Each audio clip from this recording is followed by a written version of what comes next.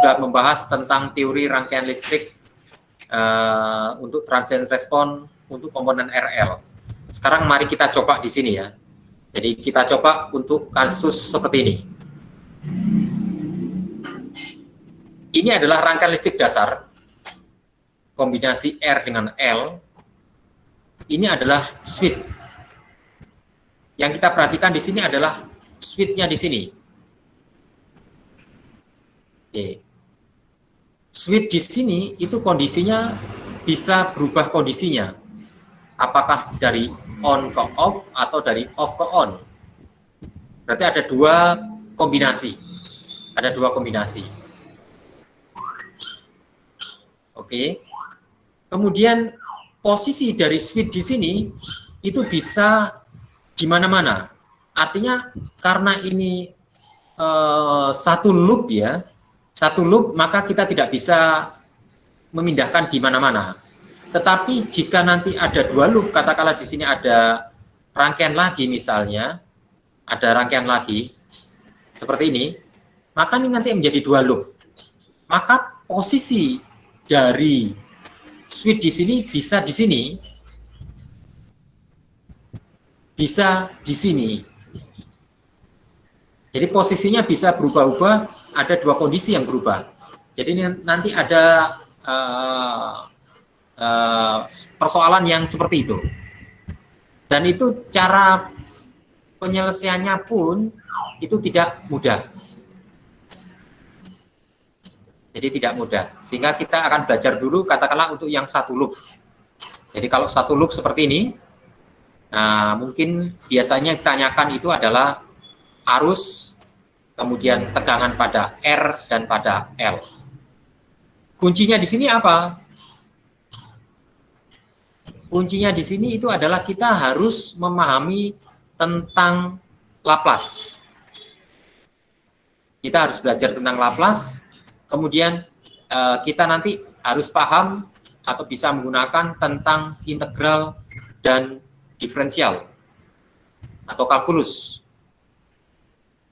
Mungkin kalau kita di SMA, kita belajar sudah tentang integral, diferensial, kita nanti di sini akan memakainya. Oke.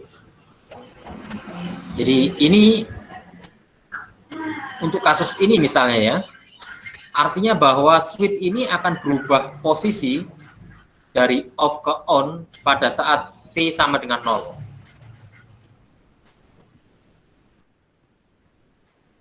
Untuk melakukan analisa, maka kita menggunakan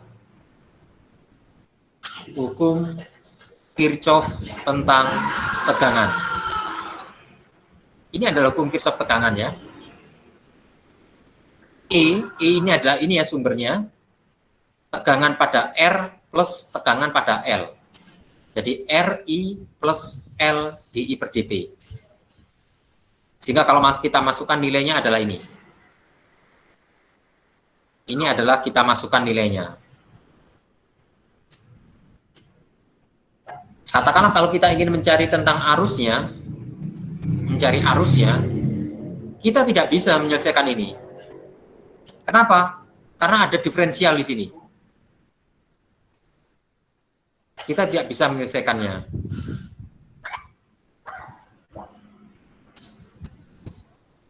Karena sulit sekali kita mencari penyelesaian untuk mencari IT, maka kita harus merubah kawasan dari waktu ke kawasan frekuensi dengan menggunakan Laplace. Jadi kita ingin merubah dari kawasan waktu ke kawasan frekuensi untuk memudahkan penyelesaian persamaan ini. Jadi kalau kita menggunakan Laplace, kita perhatikan ini adalah semuanya menggunakan Laplace. Jadi ini persamaan ini kita Laplacekan. Kita lihat tabel. Anda perlu tahu di sini ya. Jadi tabelnya Anda buka bagaimana 10 ini menjadi 10 per S. Kemudian IT kalau kita Laplacekan menjadi huruf besar, huruf kapital, kemudian ini adalah S. Kemudian DI per DT, ini kalau kita lepaskan menjadi SIS minus I0. Artinya I0 di sini adalah arus pada saat switch itu belum ditutup. Kalau arus sebelum switch ditutup, kasus ini adalah 0 ya, karena dia terpisah ya, atau katakanlah kondisinya open, berarti di sini 0. Jika kalau kita masukkan, hasilnya seperti ini. Karena yang kita tanyakan adalah I, maka kita buat ini. Oke. Hasilnya seperti ini. Bentuk ini adalah bentuk yang tidak bisa kita rubah ke dalam kawasan waktu. Jadi sudah ketemu di sini fungsi IS-nya. Sementara yang ditanyakan adalah IT. Jadi IS harus kita rubah menjadi IT dengan menggunakan inverse transformasi Laplace.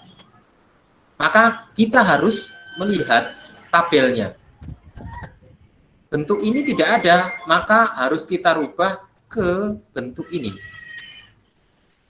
Nah, kita harus rubah di sini. Harus kita rubah. Karena bentuk A per S plus B per 2S plus 100 ini ada di tabel Laplace. Sehingga kita tinggal mencari berapa A-nya, berapa B-nya. Jadi ini adalah matematika ya. Jadi bagaimana kita mencari A dengan B. Mungkin di SMA, SMK, atau SMU Anda belajar tentang teknik mencari A dan B. Jadi seperti ini yang saya tandai dengan kotak berwarna kuning seperti ini ya, kuning atau coklat gini ya. Jadi seperti ini. Jadi kita harus bisa menyelesaikan mendapatkan A dengan B. Jadi kita buat seperti ini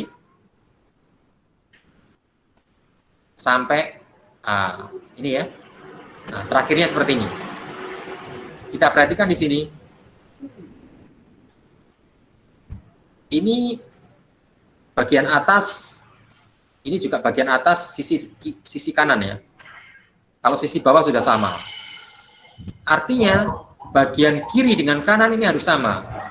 Kalau harus sama, maka bagian yang ada S-nya di sini 2A plus B harus sama dengan 0. Ini harus kita buat sama dengan 0. Kemudian 100A ini harus sama dengan 10. Maka kita bisa melihat persamaan antara kiri dengan kanan. Jadi kalau ini 0, ini berarti 10 ya. Berarti kiri kanan sama. Oke.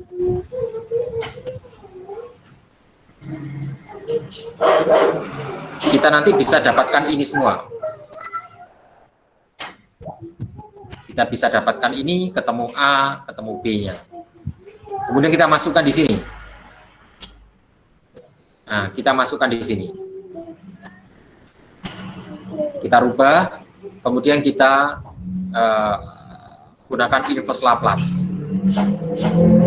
Kita gunakan inverse Laplace. Nah, kita ketemu ini adalah IT dalam kawasan waktu. Ini jawabannya. Kemudian untuk mencari VR, maka I dikalikan R. Untuk mencari VL berarti L dikalikan turunan dari arus. Di sini kita menggunakan diferensial. Ya. Jadi ini dari contoh soal ini kita nanti akan menggunakan tabel Laplace, harus bisa. Kemudian kita nanti harus menggunakan matematika. Jadi matematika untuk mencari konstanta A dengan B. Kemudian kita nanti akan menggunakan diferensial atau integral. Kalau kasus ini kita nanti menggunakan diferensial. Kalau kasus C kita nanti menggunakan integral. Jadi kita harus mengingat kembali persamaan tentang diferensial. Jadi katakanlah di sini arusnya itu adalah ini ya.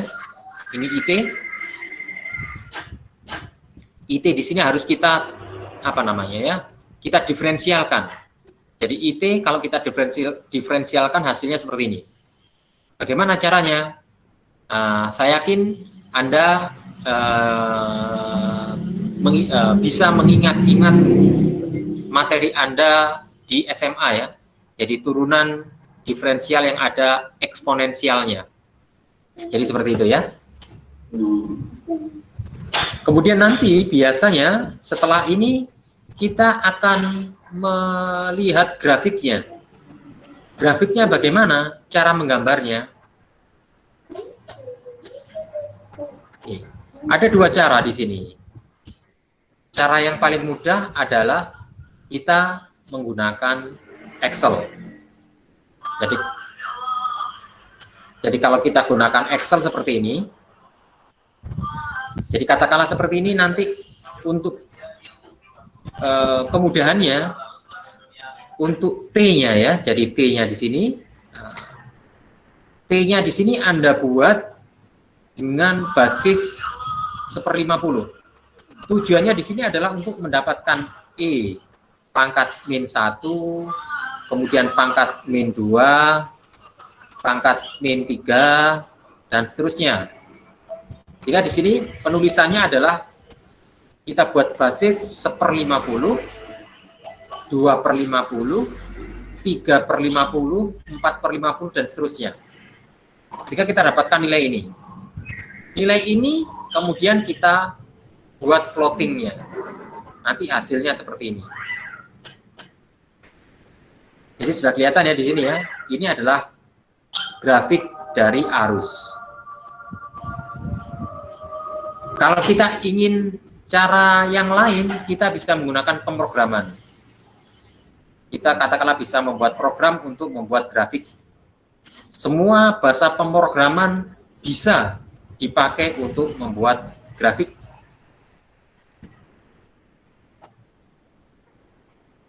Kalau kita menggunakan bahasa C juga bisa. Mungkin Anda mempelajari sekarang bahasa C ya, itu bisa. Atau menggunakan bahasa-bahasa yang lain, atau menggunakan Java, menggunakan apa itu bisa. Jadi yang saya pakai, saya menggunakan MATLAB. Jadi kalau menggunakan MATLAB, komennya seperti ini, hasilnya adalah seperti ini. Jadi kita tahu, oh ini gambar grafiknya, ini gambar grafiknya. Jadi seperti itu.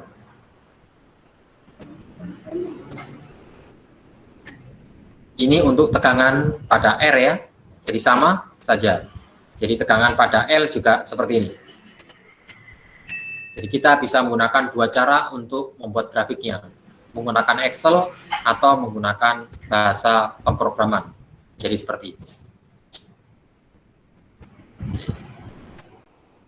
Apakah dari sini ada pertanyaan?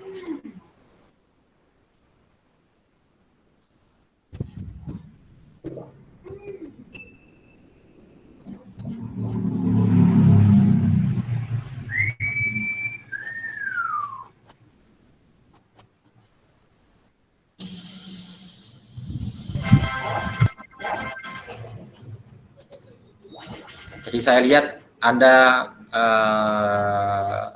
katakanlah wajah-wajah Anda, wajah-wajah yang datar tanpa ekspresi, artinya Anda tidak paham apa yang saya katakan. Jadi benar ya seperti itu ya. Jadi nanti saya minta Anda apa namanya ya, mengotak-atik kembali ya. Jadi catatan-catatan yang saya berikan itu Anda otak-atik kembali sampai Anda paham. Sampai Anda paham. Jadi matematikanya ternyata seperti ini misalnya. Jadi saya harapkan Anda mencoret-coret kembali catatan saya ini ya. Jadi seperti itu.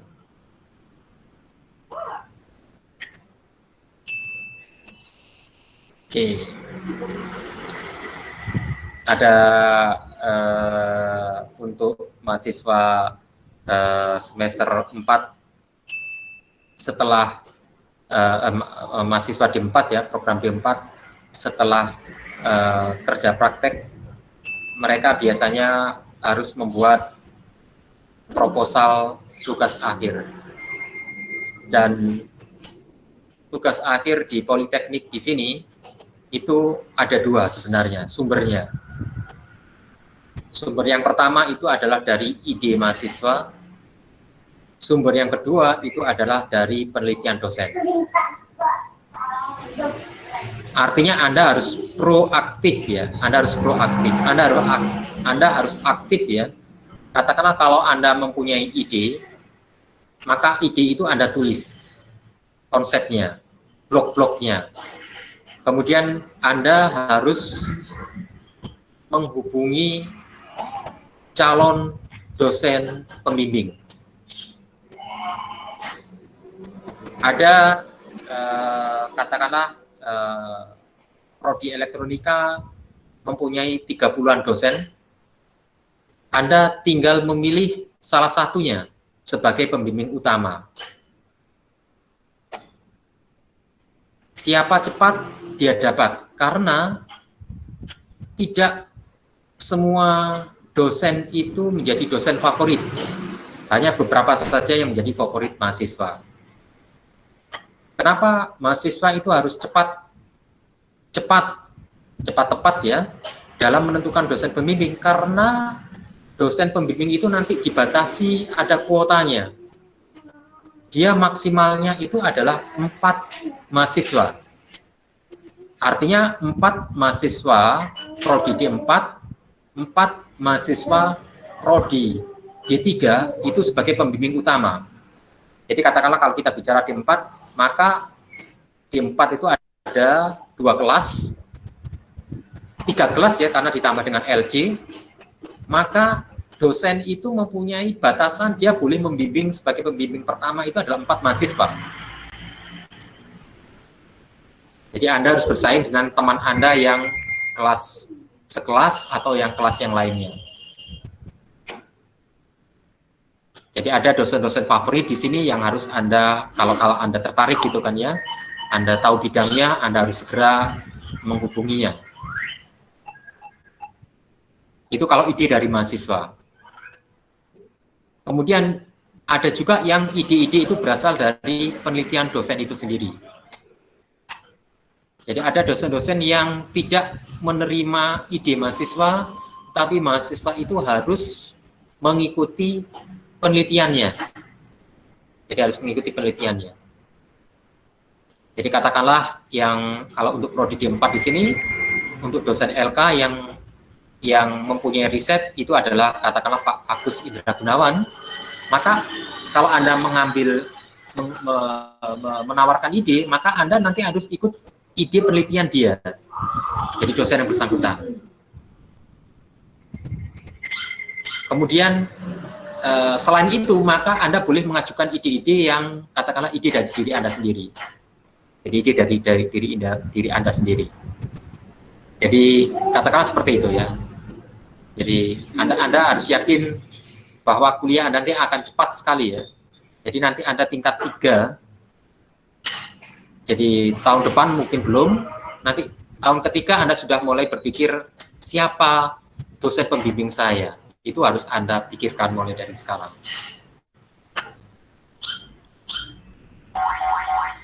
Untuk tugas akhir yang berasal dari ide mahasiswa, itu Anda harus bertanggung jawab sendiri dalam proses penyelesaiannya. Jadi Anda harus bertanggung jawab sendiri proses penyelesaiannya.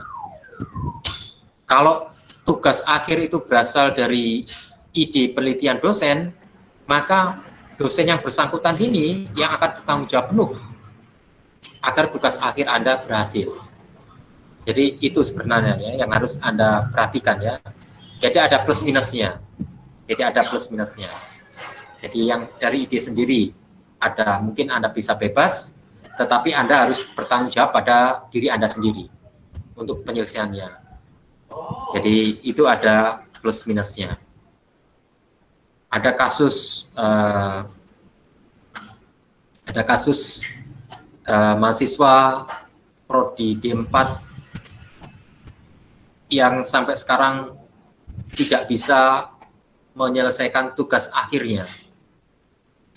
Padahal ini tahunnya adalah tahun terakhir ya, tahun terakhir. Dan saya masih ingat betul ya, saya masih ingat betul karena itu adalah bimbingan saya. Jadi pada saat dia mengajukan ide ke saya, itu adalah ide dia. Saya agak kesulitan menangkap idenya, tapi dia dengan begitu yakinnya bahwa ide saya ini bisa dilaksanakan. Saya memberikan pertanyaan, apakah Anda yakin bisa menyelesaikan? Saya yakin, gitu kan ya. Dan sampai sekarang sudah tahun terakhir ya, dari batas akhir, ternyata tugas akhirnya itu masih belum selesai ya. Jadi belum selesai. Ini akan menjadi persoalan tersendiri ya, jadi persoalan tersendiri. Jadi persoalan bagi saya sebagai pembimbing maupun persoalan bagi mahasiswa. Jadi saya akan memberikan saran saja, misalnya Anda harus menyelesaikan ini ya, misalnya sini sampai batas kemampuan Anda. Nanti kita rundingkan pada saat tugas akhir, apakah penguji itu mau menerima pertanggungjawaban tugas akhir Anda. Jadi seperti itu. Itu kalau dari mahasiswa ya. Jadi, tetapi kalau misalnya itu tugas akhir itu adalah ide saya, maka saya harus bertanggung jawab sampai akhirnya mahasiswa itu bisa lulus ya. Jadi tugas akhir itu selesai. Saya harus berbuat karena itu ada tanggung jawab saya. Karena tugas saya itu adalah katakanlah penelitian saya. Jadi itu yang harus Anda pahami ya. Jadi nanti ada trik-triknya ya. Jadi ada trik-trik bagaimana kita membuat judul tugas akhir. Bagaimana Anda membuat judul tugas akhir. Dan biasanya saat ini adalah banyak sekali mahasiswa-mahasiswa yang bergerilya mencari dosen pembimbing, menjadi dosen pembimbing.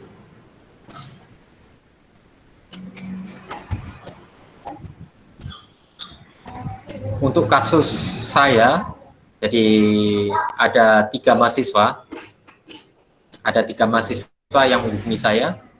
Ada satu mahasiswa yang menerima ide saya artinya ide penelitian saya berikan, dia mau terima, maka itu akan menjadi tanggung jawab saya untuk penyelesaiannya. Kemudian dua orang ini adalah dia berasal dari ide dia sendiri tentang